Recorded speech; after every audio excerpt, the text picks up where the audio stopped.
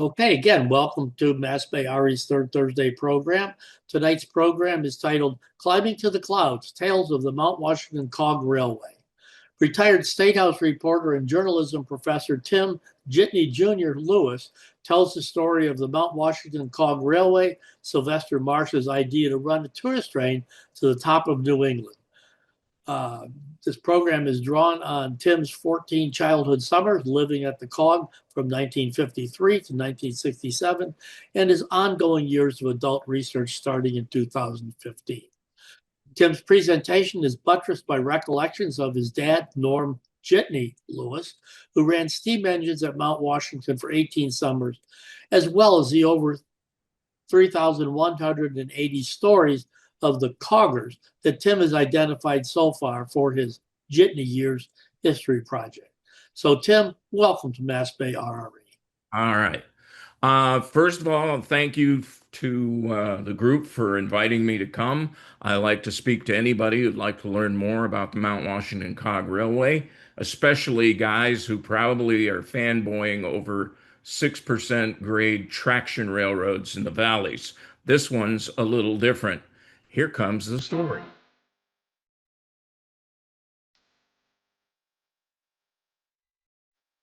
Now, once upon a time, there was a farm boy from a 10-cow starvation farm in Lunenburg, Vermont, who had a college roommate who got him a summer job at the Cog Railway.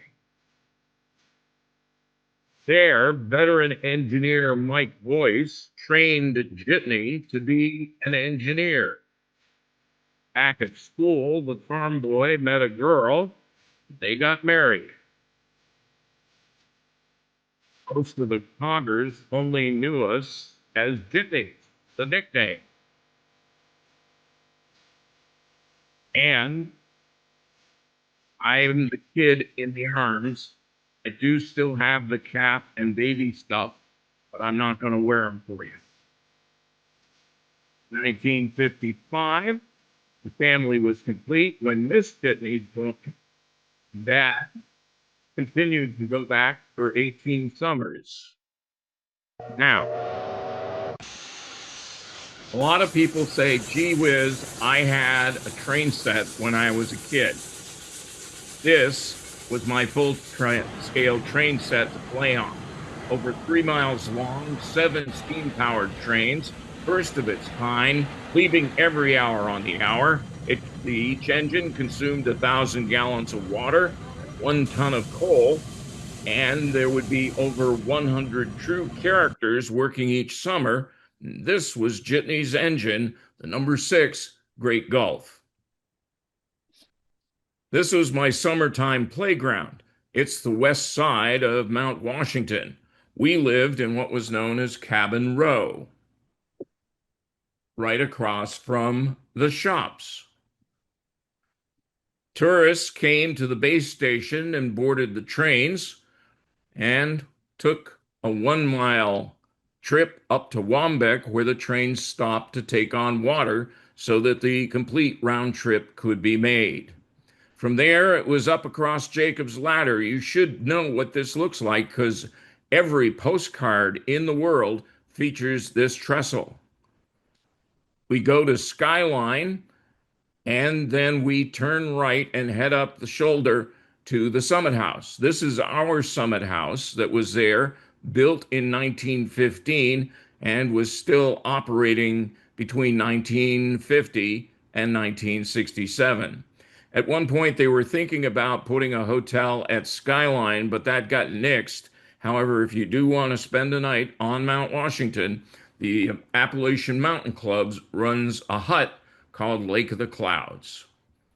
What was it like living at the base? Well, we were 6 miles in from Route 302. There were no telephones. We had a track phone to the summit, which was basically the old military wind-up gear. If you needed to get a phone call, you went 6 miles down the base road to the phone booth, or you telephoned up to the summit and they could call out. We were off the grid. We were DC powered, generated by a water wheel. which made things interesting because there was no television. Nothing that needed AC power could be used. So, welcome to the Cog Railway and the kids of the place.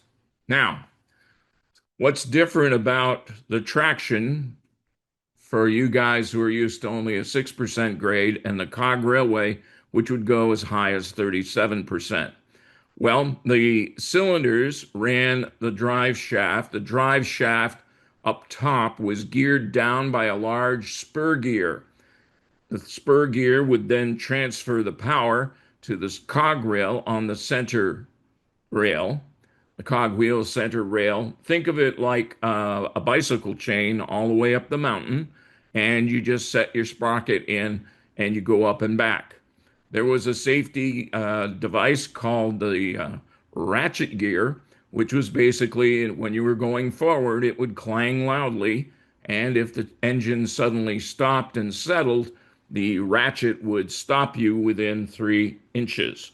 There was also two sets of brakes on the locomotive and two sets of brakes on the car.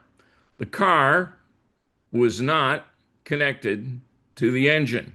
There was a roller on the locomotive that pushed a plate on the bumper of the car. And so that meant that on the way down, the brakeman job was to hold much of the weight off of the engine so it was a nice smooth ride. Really good brakemen could say they could put an egg on the top of the roller and the bumper and make it all the way down the hill without breaking the egg. It ran that way from the beginning. The cars got pushed, nothing was hitched. It's important because people get confused. I would get to ride in the cab on my birthday, and along about my 11th birthday, I fired a ton of coal, and Dad let me fire a complete trip. I almost handed him the shovel on Jacob's ladder because I had a hole in the front left of the firebox, but I finally got a shovel full of coal on it, and the smoke indicated the fire was okay. That was also the year that this seed for this project was planted. And to let you know, I'm not the only cog kid out there. Cog kids, well, they go back to pretty close to the beginning. Claudina Lopez was there in 1940-41. Beverly Williams was born as the hurricane of 38 was coming in, and her dad, Floyd Williams, was another engineer. I've talked to both of them, and their childhoods were much like my sister's. And then I don't know who the young girl in white is. I would like to think that she is Mrs. Archibald McLaren, who wrote letters to the Among the Clouds newspaper in 1899 describing her childhood at the Cog Railway from 1872 to 1884, roughly. She was known as Little Jessie, but nowhere in her letters did she say what her maiden name was. She thought everyone would know who Mrs. Archibald McLaren is or was. I still don't. I still need some more research because I need her dad's name because he helped build the road. Now, the owner of the railway asked my dad to write an operating manual for publication in 1964, basically taking all of the knowledge that Dad had received from Mike Boyce, who got to the railway in 1904, and putting it into a couple of mimeographed pamphlets to be handed out to all of the employees. That was done, and those two safety manuals basically told folks how you were to be a brakeman, a fireman, and an engineer. But as far as actual training for individual engines went, that was left to the oral tradition because each engine was different. This is the number 6 Great Gulf's controls.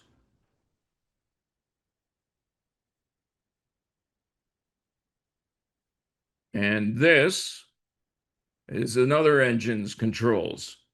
Every engine was plumbed differently, so they had different methods and places to go to run it. The good news is that if you download for free the Mount Washington operating manual that my dad wrote, you will be able to study it and then know if someone were to stick you in this cab, how to run the engine. The Jitney Years project started in 62. It was supposed to be published in 64. In May 2015, I told my dad, we got to finish this manuscript because you're not going to be on the planet much longer. And he agreed, so long as I put my journalism efforts, a weekly employee newsletter, into the work. And he died on May 4th, 2017, having completed his part of the project. And it was the genesis of the larger project because as I was doing research, I suddenly realized that no one had ever written a history of the Cog Railway through the eyes and the lives of its employees. So I started to figure out, see how many I could identify. You have to remember that the Cog Railway was cutting edge technology. You need to think of it.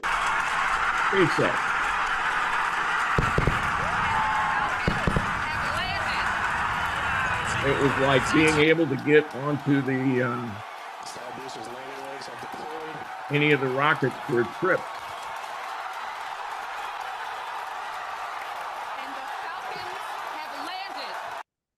And while Elon used the Falcon as a name for an engine for a spacecraft, we had an engine by the name of Falcon that was blown off the summit of Mount Washington, but that's another story.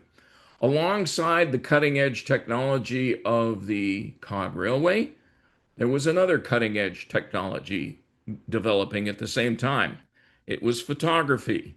And you'll see in this photo taken at the base of the mountain, the female tourist with her brownie box camera taking pictures of the train. And I think the guy over on the right is striking a pose of, I'm going to go conquer the mountain and the danger that is involved in this particular trip. And in the back of all of these pictures, you'll see the trainmen, but nobody knows who they are. How many trainmen do you see in the background? There are thousands of photographs, and I'm trying to identify them all.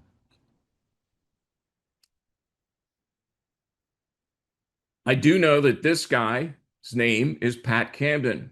He arrived at the mountain in 1872 with his dad, John, to help build the second summit house at the summit.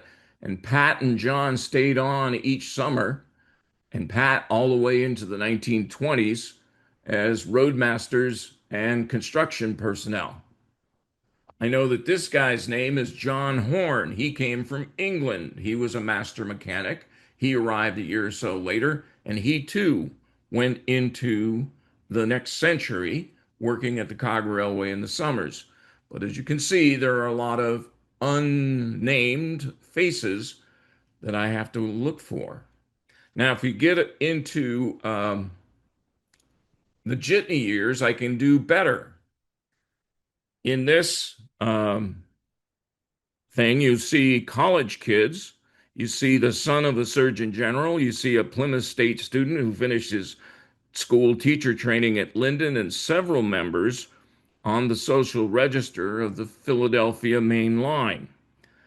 And adding to the eclectic mix of Cog Railway employees, there were refugees from traction railroads in the valley, like Ray Gilman of Lyndonville. He was a boilermaker, and as steam was phased out, he came to the Cog to make sure the boilers were operational during the Jitney years. And there were woodsmen from the great North Country, like Monsieur Rouleau. Rouleau was supposedly from Belgian French, but he actually turned out to be French Canadian French because that mattered a lot. He arrived in 1938 with his oxen, and he helped build a base station called Marshfield. Coggers worked 7 days a week, 8 to 10 to 12 hours a day, and that meant that August was grumpy season. And the owners, Colonel Arthur Teague sitting on the left and his wife Ellen Teague, always threw a party for the workers. They adjusted the schedule so the Summit House help could come down. The trains stopped running. They hired a caterer so the kitchen personnel didn't have to cook. And the employees chipped in $2 to buy booze and mix their own, as it were. And again, we're 6 miles in from Route 302. We have no AC power. So it was one of those you entertained yourself with skits and dances, etc. Elvira Murdoch, who was sort of the staff photographer, was also an immigrant from Germany who played in those all-girl bands of the 1940s. She came as a 16-year-old trumpet prodigy, and she attempted to teach the owner's youngest son, Charlie, how to play the trumpet. And his sister, Lucy, was always there to support him, even though Charlie's best trait was being loud. The wives of the crew would sing a cappella, and the cog parties were hosted by Jitney.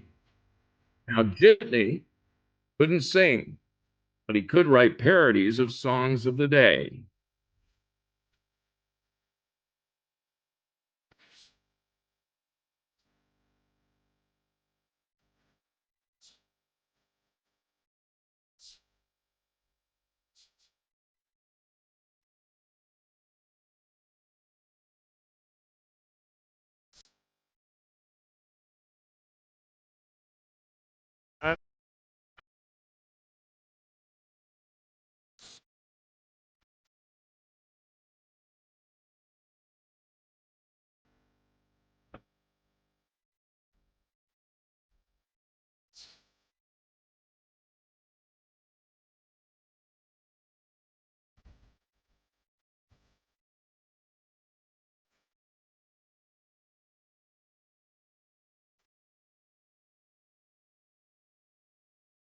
Because Jitney couldn't sing, his kids had to.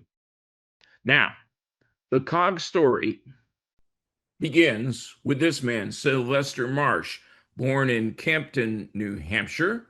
He left the farm and headed south to a new shopping center known as Faneuil Hall.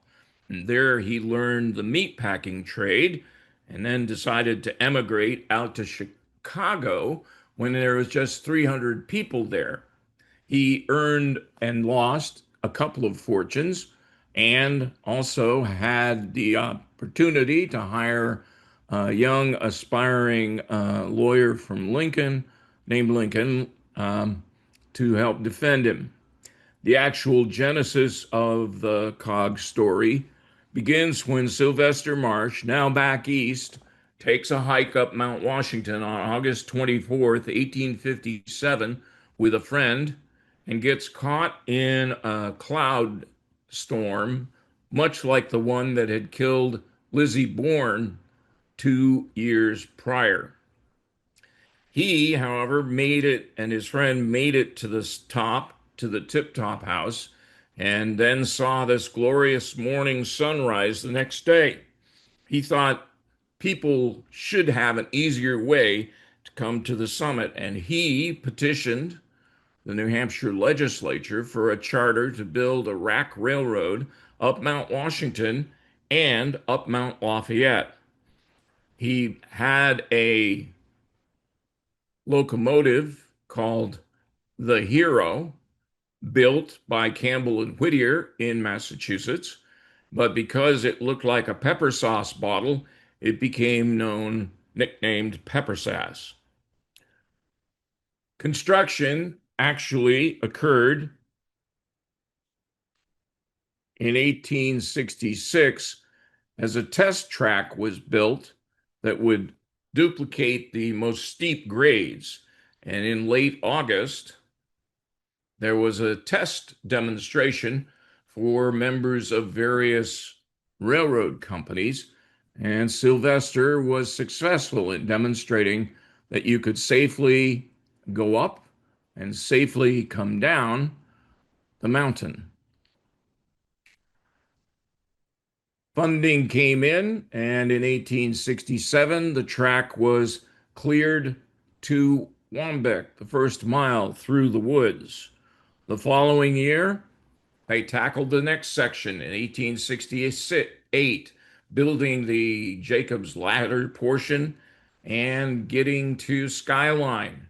And they turned right and were within 500 feet of the summit. When the snowstorm buried their tools, they had to leave them and come back down the mountain.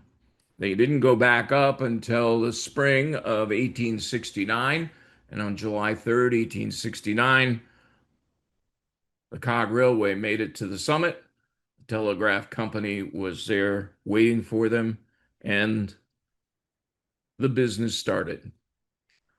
Another character in this story is Walter Aiken. Walter Aiken was a machinist son of a successful Franklin, New Hampshire manufacturer, Herrick Aiken. He was a graduate of Norwich University. Although Walter tended to rub even his family the wrong way, his mom didn't like the way he treated women. He refused to participate in a settlement between his dad and his brother Jonas. Brother Charles felt unfairly used by Walter. In 1868, he built the second engine, which was unnamed. It was heavier, it was clunkier, it shook such that the story goes that if you had a can of milk that you were carrying on this, it would get churned into butter. 1869, he built the George Stephenson, and in 1870, he built the Atlas and the Cloud. Walter did not take any money for these constructions. He took stock. And so that meant that Walter Aiken became the manager of the Cog Railway in 1870. Along about 1877-78, Walter started floating the story that his dad, Herrick Aiken, not Sylvester Marsh, came up with the idea for the railroad. Now, Walter's the type of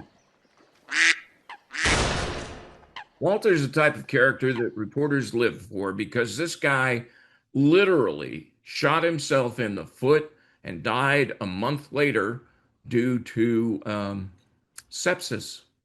So that's good. But his family continued to pitch the idea that it was Herrick Aiken and not Sylvester Marsh who had come up with the idea for the Cog Railroad, though there were no patents ever filed. Walter's headstone is impressive and different. By the time Walter shot himself in the foot, a spur line had been built from Fabian, the 6 miles up to this point, but it could not go any further because the grade was too steep beyond, and the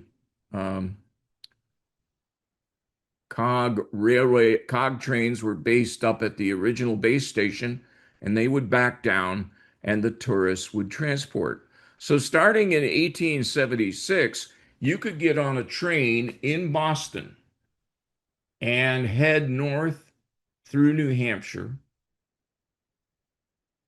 and you would take a right off the main line on what was known as Wing Road in just above Littleton, and that would deliver the passengers to the Fabian Hotel, where they would load on to observation cars and then get pushed in reverse up the 6 miles to the station where they would transfer and go on their cog trip. It was said you could have breakfast in Boston and eat supper at the summit of Mount Washington. In 1895, the base burned. And in 1896, a new base station was brought down to where the branch line met the cog line. And this was the platform where the transfer was made. The map showing they also decided to straighten the line. The fire put the Boston and Maine in control of the Cog Railway through leases. And thanks to Donald Bray, who was a cogger, who also wrote a history of the mountain, he had figured out where the original route of the Cog Railway extension to the transfer station was. The fire also came just before the season was to start.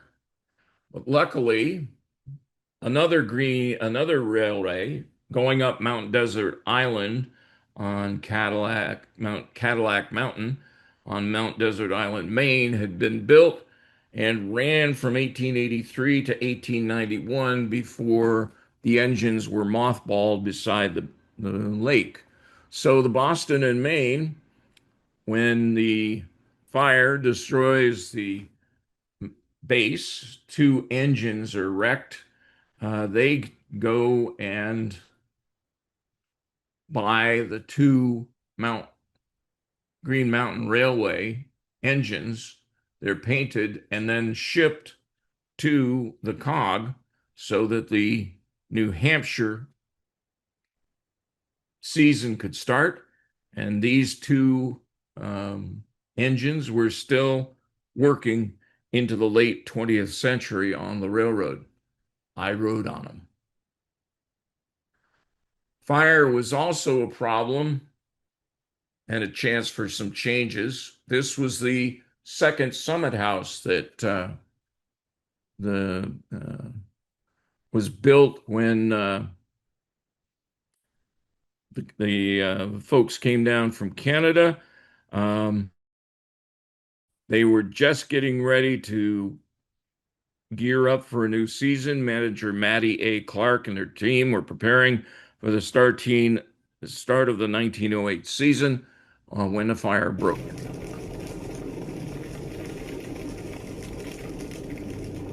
Among the Clouds did a photo illustration of the burning. The destruction was fairly extensive. Second Summit House was gone. The track in front of the Summit House was gone. The U.S. signal station where weather observers hung out was gone. The brand new overnight engine storage facility was gone. The Among the Clouds office was gone. That's the printing on the left, the guy standing on the machine.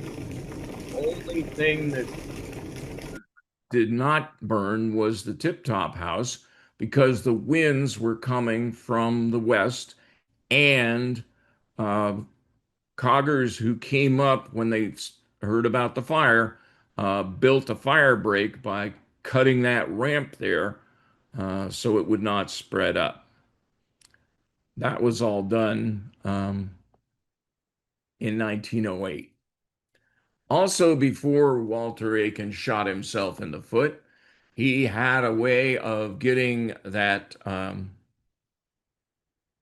Sylvester Marsh engine out of the area. The Pepper Sass had worked until 1878 and had retired and had been set alongside the Cog Railroad. Tourists could take a look at what was left of the original area. But Walter thought it would be a good idea to send the hero first to Concord for rehabilitation and renewal, and then to Chicago for the exposition And there, pepper sass was on display and in the Field Museum until 1904, when the Universal Exposition in St. Louis occurred, and the pepper sass was shipped down there for display. The owner of the Boston, the B&O, had his historic engines there in 1904, and the pepper sass came back with them to the Camden Yards in Baltimore, where it was stored until 1927, when there was a centenary pageant of the Baltimore and Ohio Railroad, and the pepper sass was part of that. This did not go unnoticed by the Reverend Guy Roberts of Whitefield, who made a cottage industry of writing little pamphlets on the history of the Cog Railway.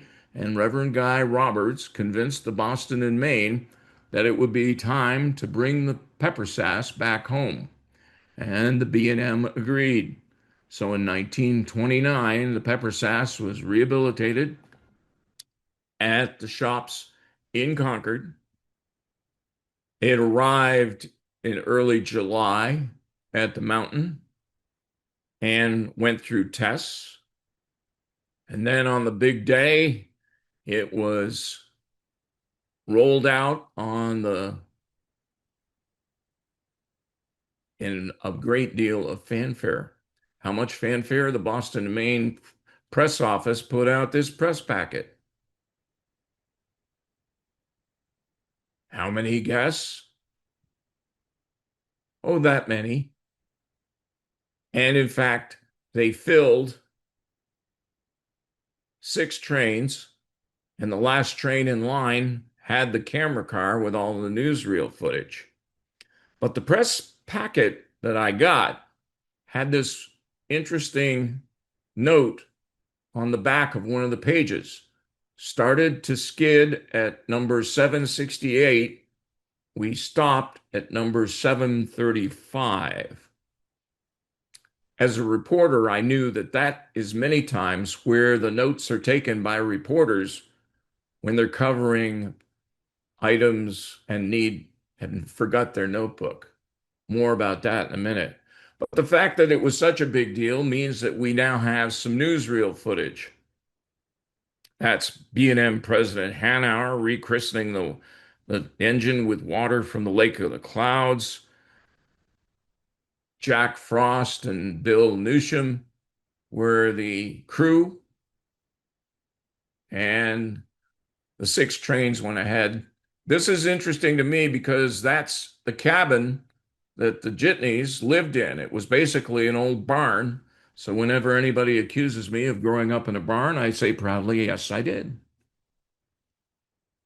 Whistles were blown, climbed. They got to Wambeck. They were going to turn around, but Jack Frost, William Newsham wanted to keep going. So Guy Roberts gets left off the camera train because they said they'd only go up as far as Jacob's Ladder and he could get on. But oh no, the crew said the pepper sass is running great. We'll continue up past Skyline and we'll head up to Gulf Tanks.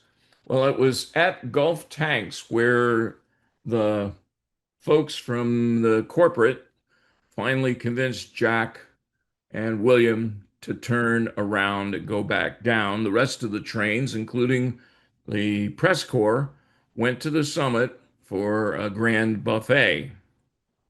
That's why there are no images of the actual crash of the pepper sass, even though 2 photographers were on board. Both were too busy trying to save their lives and their equipment.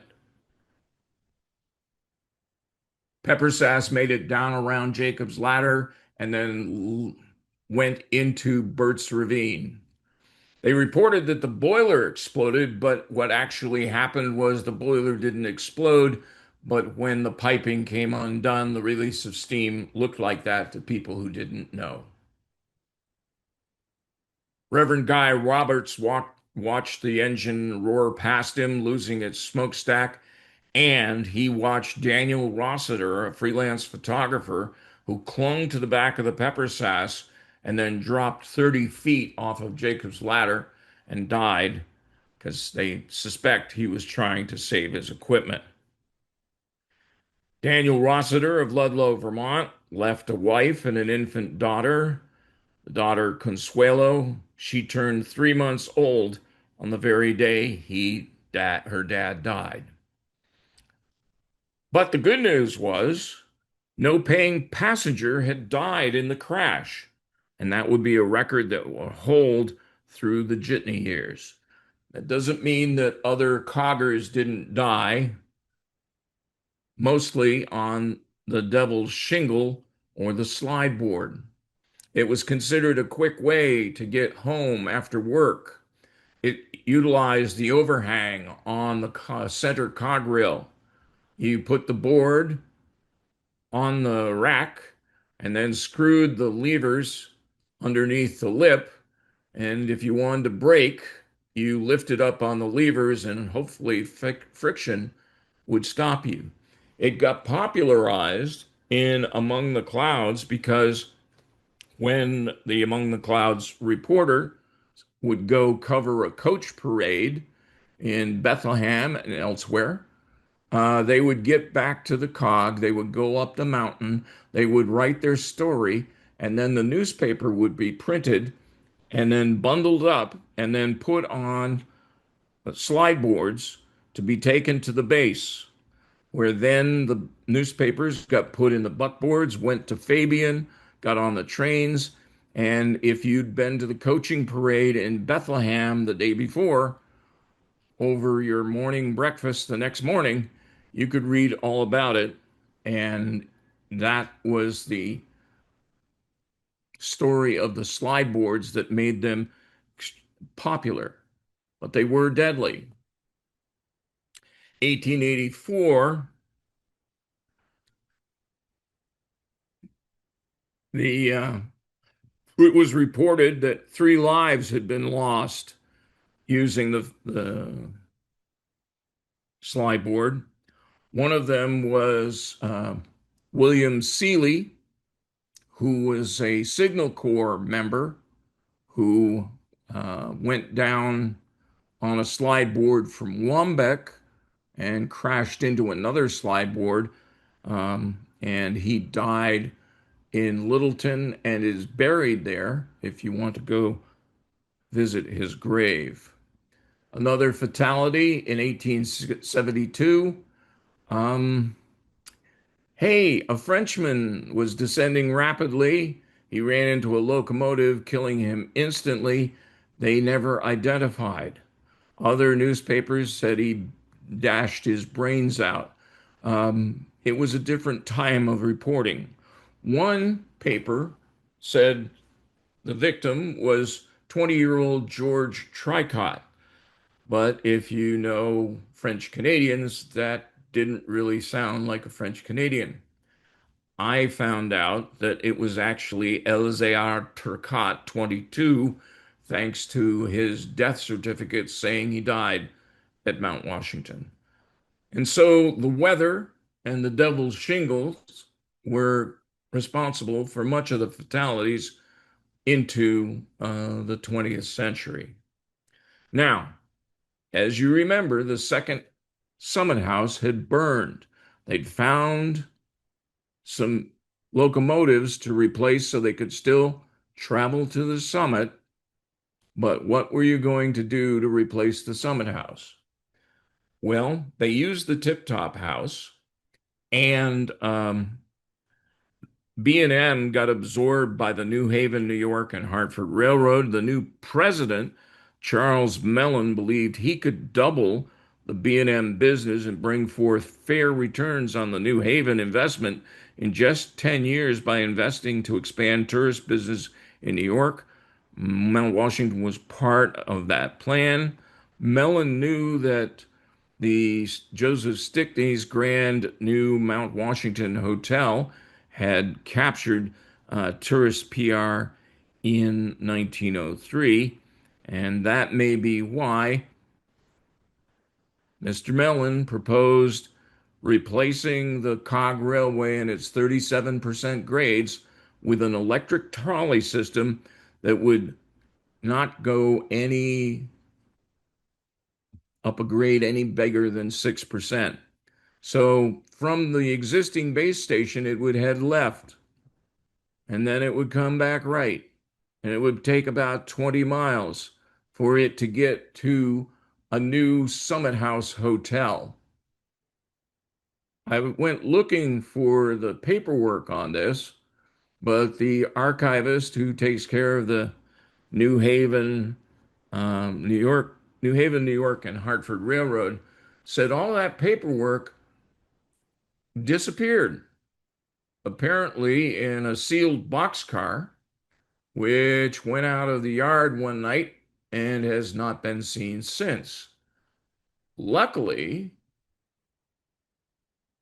a Worcester Polytechnic Institute student was working at the Mount Washington Hotel, and he wrote a thesis about a design of an electric railway for Mount Washington.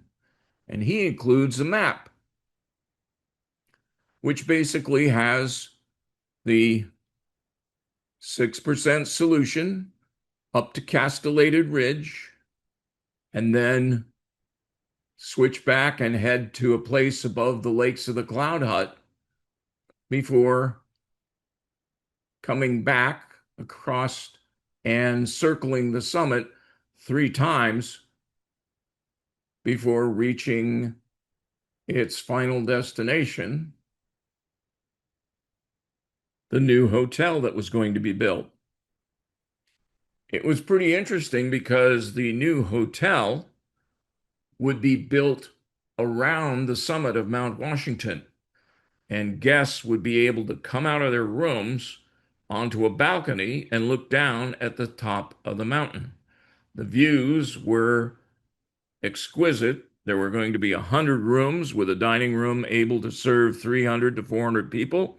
There was a circular observatory 150 feet in diameter, a skylight, 310-degree view, and basically the architect, Robert Chalmers Reamer, well, he built the Yellowstone Hotel and did the design for the new electric hotel. And those plans, like the official survey for the trolley route, are missing. But some of the promotional items remain. So, if when you're out and about and you find a boxcar full of plans for the electric trolley of Mount Washington, let me know where it is. One part of the project did get built in 1911. It was a steam pump house to send water to the hotel at the summit. It was started pumping in 1912, and it was still pumping during the Jitney years. That's Harold Adams, who lived next door to us, running one of the pumps. He'd helped drill artesian wells on the summit of Mount Washington. The pump house was located there. It fell into disuse and was abandoned. And it was demolished in June 2020. Current owners saved the pumps, and they saved a rafter where a cogger by the name of Gid Corriveau, who worked there from 1919 to 1929, signed his name. In the last month, I found a picture of Gideon Corriveau. The corrugated walls of the building he's sitting on indicate that that is the pump house. And the family says he was a bit of a cobbler, and you can see he was fixing the shoes of the unnamed cogger sitting next to him in his stocking feet. With the old pump house gone, the level was cleared, steel was erected, and a new 35,000 square foot shop was built.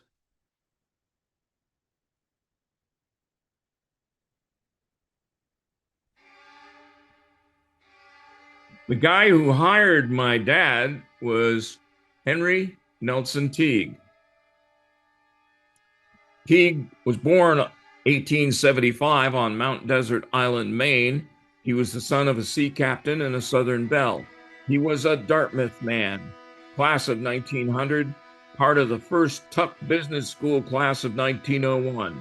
And after a time working for Dartmouth, he went into the hotel business, first in New York, then 1911 to Williamstown, Massachusetts, and the Greylock Inn. He was a regional business booster and held local offices. Have you ever driven on the Mohawk Trail? Henry promoted it. He runs for Massachusetts State Treasurer in 1916. And even though he's a Democrat, he loses. He then goes to work around the country for President Woodrow Wilson in 1919 to promote public works projects as a way for jobs for returning World War I veterans. And he goes to Florida to run a winter hotel called the Miramar. And then in 1929, stock market crashed. But by then, Henry had promoted part of the business boosters that did the Orange Blossom Special. 1929, he's bankrupt. Boston and Maine is looking for someone to come run the railroad that just suffered the crash of the Peppersass, very public. And they pick Henry, who then takes it on and turns it around. He frequently visits Littleton to promote the railroad and builds cabins, a new base station. And he was quite the character.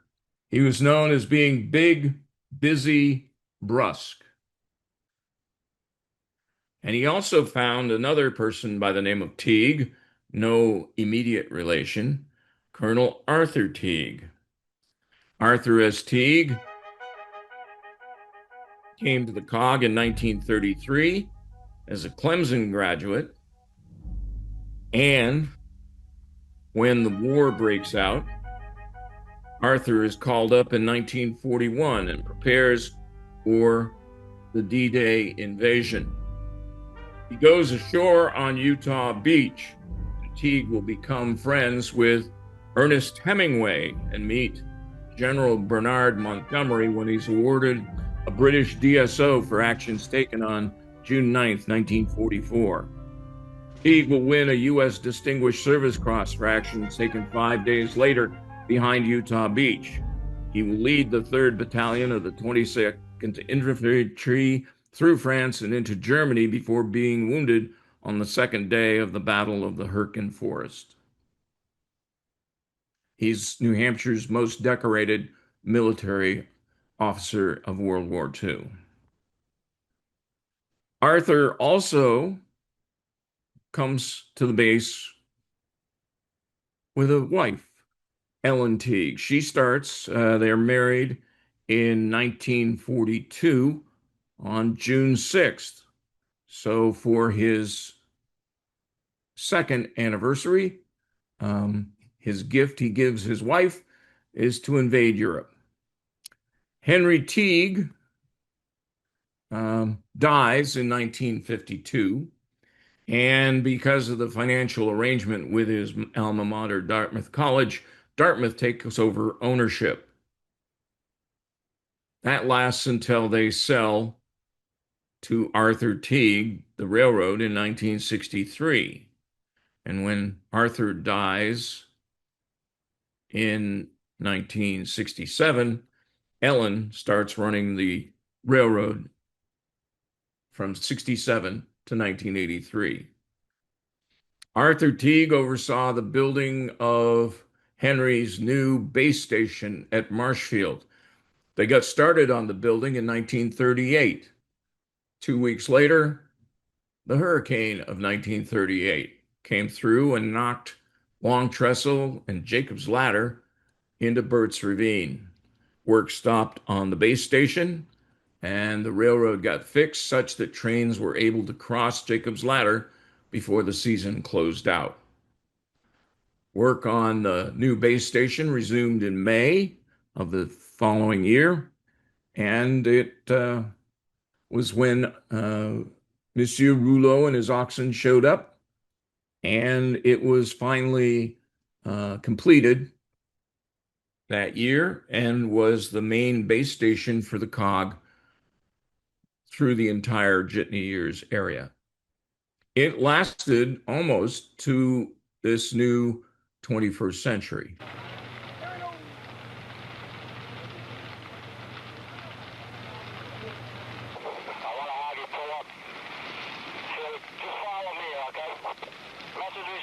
August 24th, 1998, the old Marshfield burns. New owners already had put in a new Marshfield station that used the old building for storage for employee showers and parties. The night of the fire, the folks concentrated mostly on saving the track. The next morning, all that was left was the fireplace, which actually turns out to be the cause of fire. Trains ran the next day, and they basically said that a hole in the firebox of the chimney caused wood to ignite, and that's what started the blaze. Now, remember the last time they did something that was burning? Okay. Well, the electricity idea didn't go away, and we are currently back under an option to bring electric power to the trains. It starts with what was known as a speeder. The first speeder was designed and built by Ed Clark. It was known as the Yellow Jacket. It had a snowmobile engine on it. It actually made it to the summit several times, but it was a little unbalanced.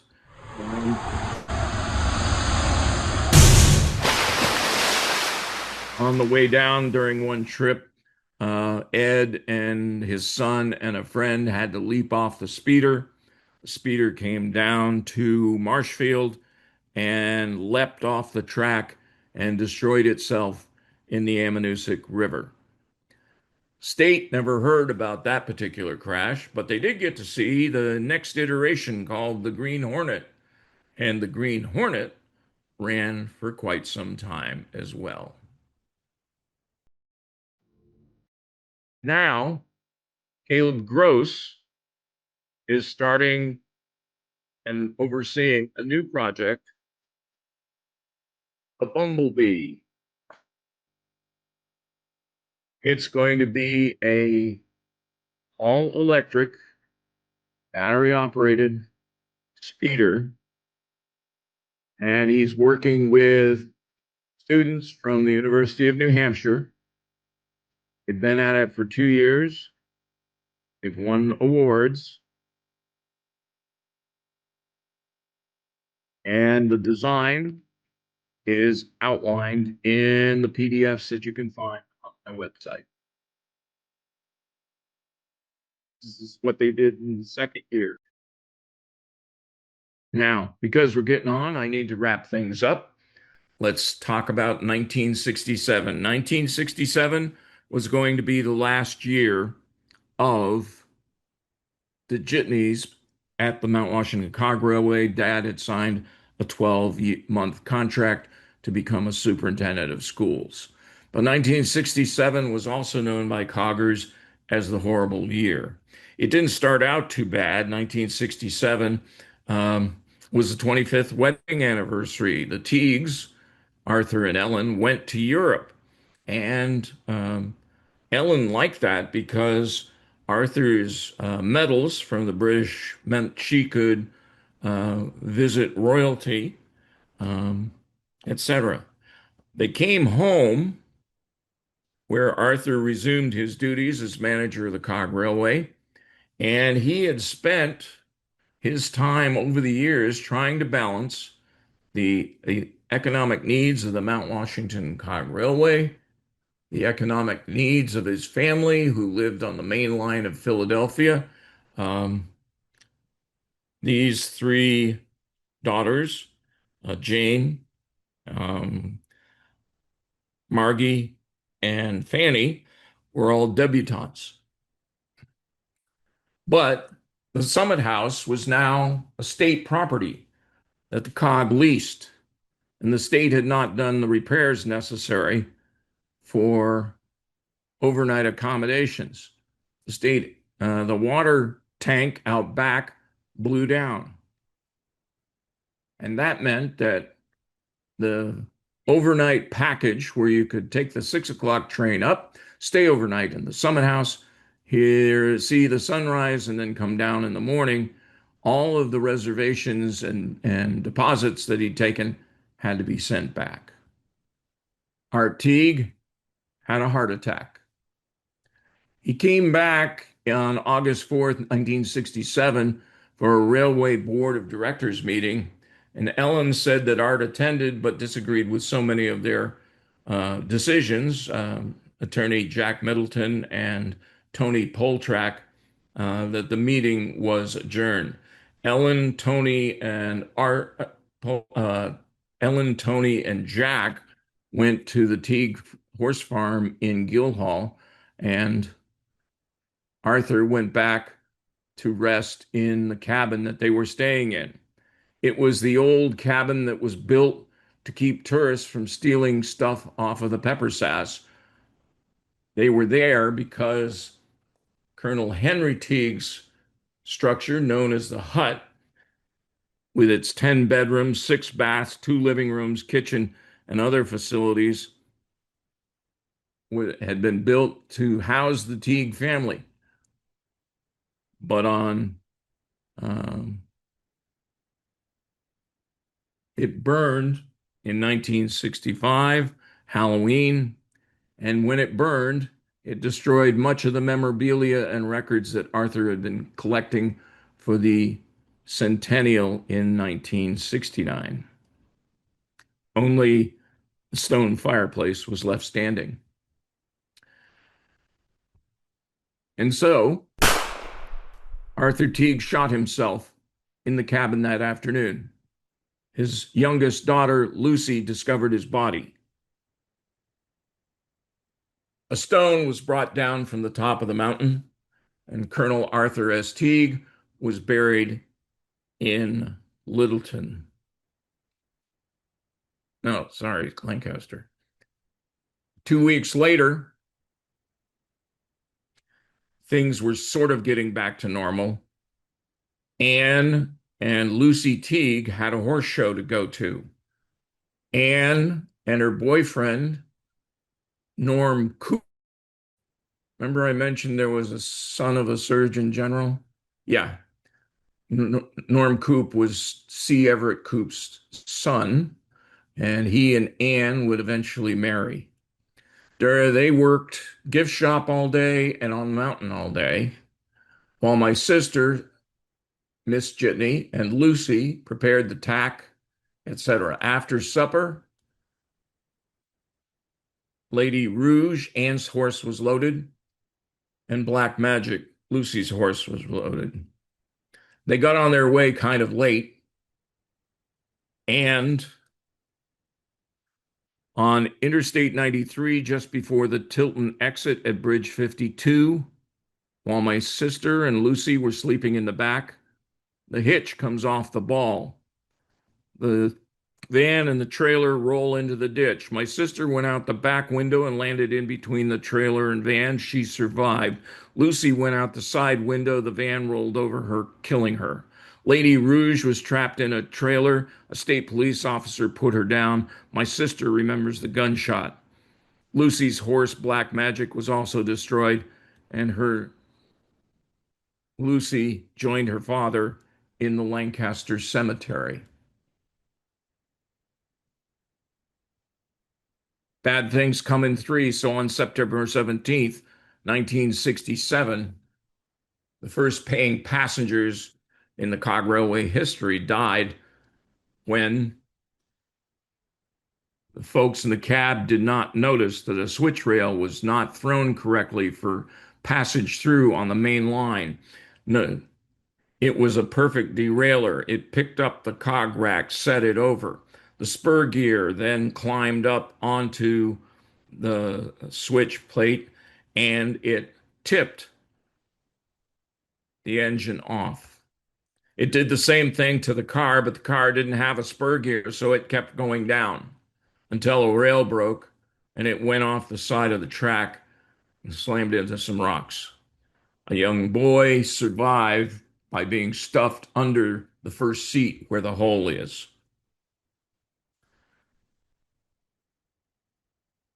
The victims of the September Cog Railway accident were listed in the town of Carroll's annual report.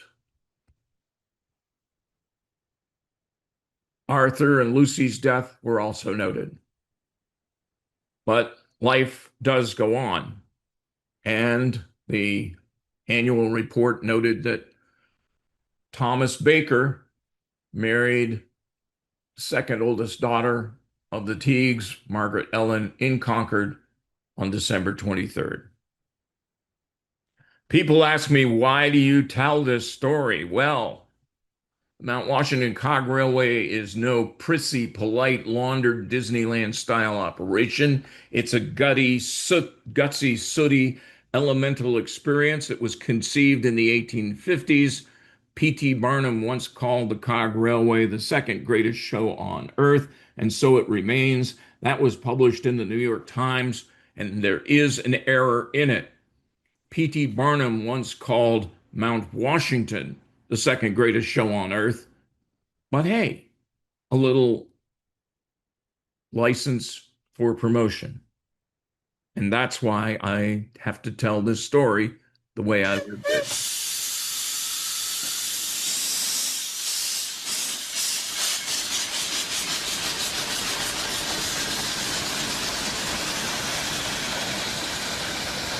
From the tables down at Dewey's to the place where Scotty dwells, to the dear old Fabian house we love so well. Sing the engineers assembled with their bottles raised on high, and the magic of their drinking cast in spell.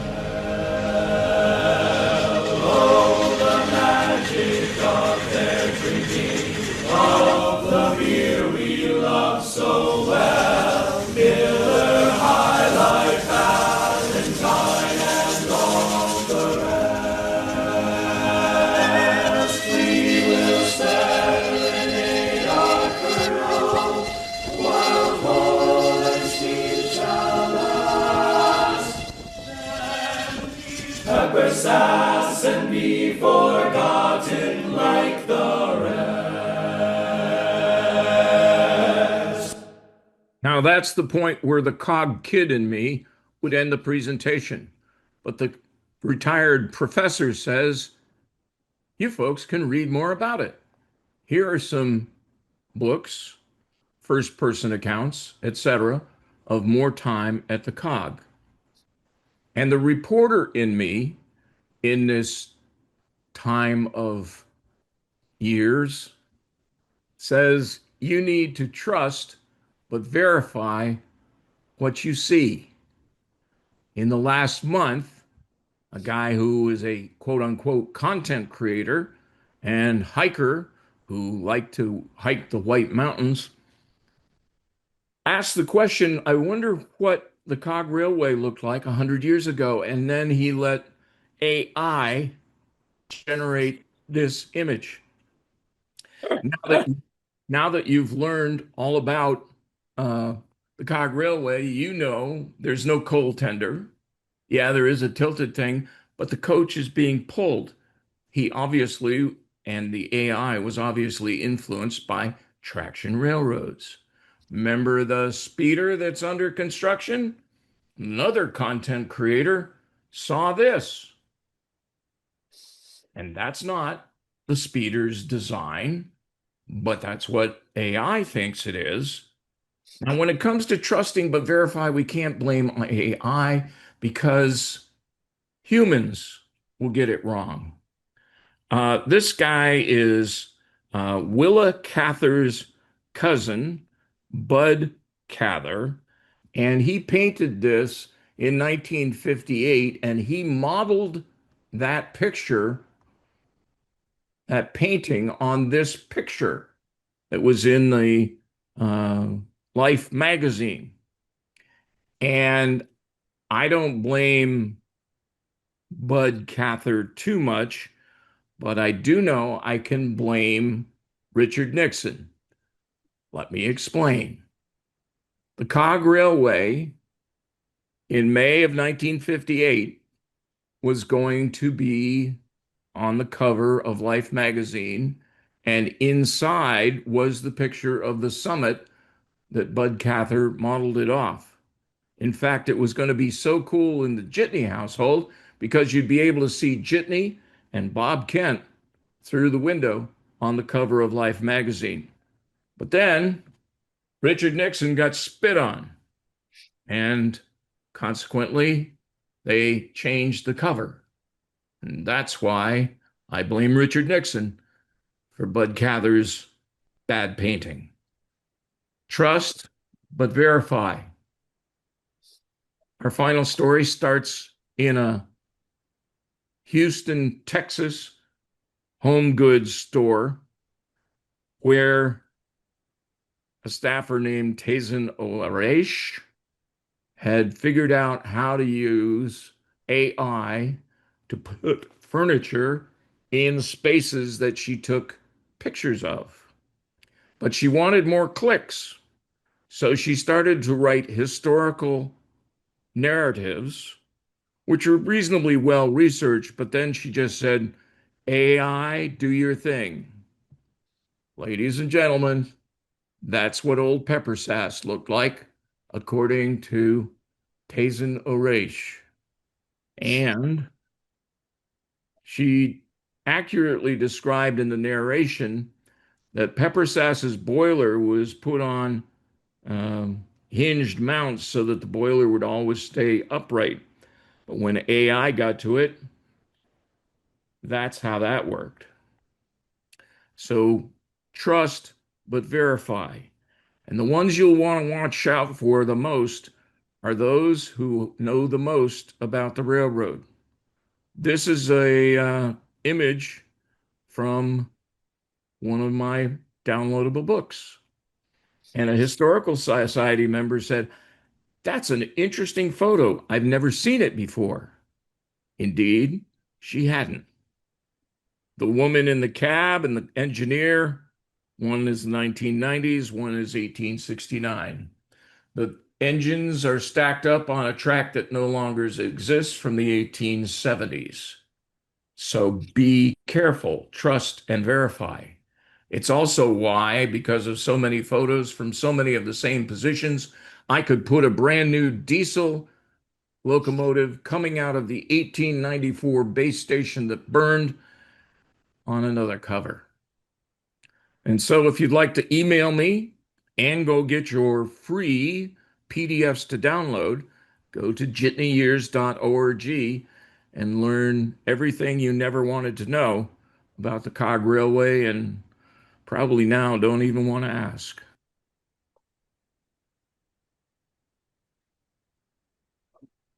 Okay, well, that was fascinating. It really was. And thank you again